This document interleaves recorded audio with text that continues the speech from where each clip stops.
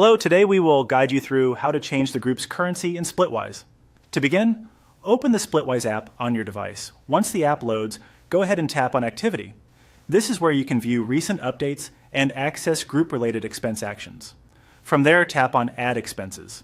In this walkthrough, the currency is being adjusted through the expense entry flow, so this is the section you'll need to use. Once the expense form opens, enter the needed data for the form.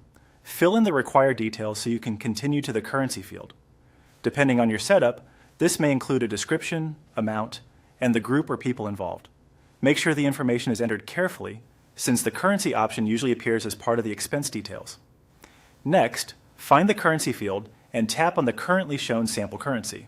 This opens the available currency list. Select the currency you need from the options provided.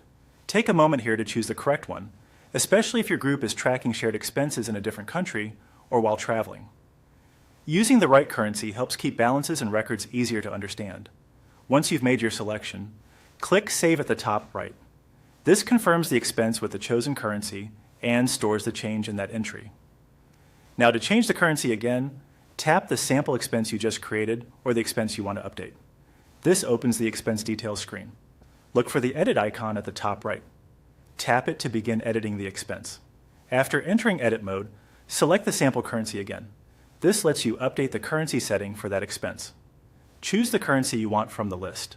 Be sure to review your selection before finishing, so the expense reflects the correct denomination.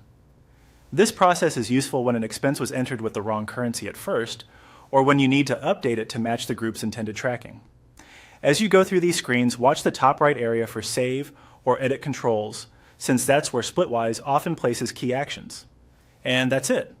By opening Splitwise, going to Activity, creating an expense, selecting the appropriate currency, saving it, and then reopening the expense to edit the currency if needed, you can successfully update the currency used for that group expense in Splitwise.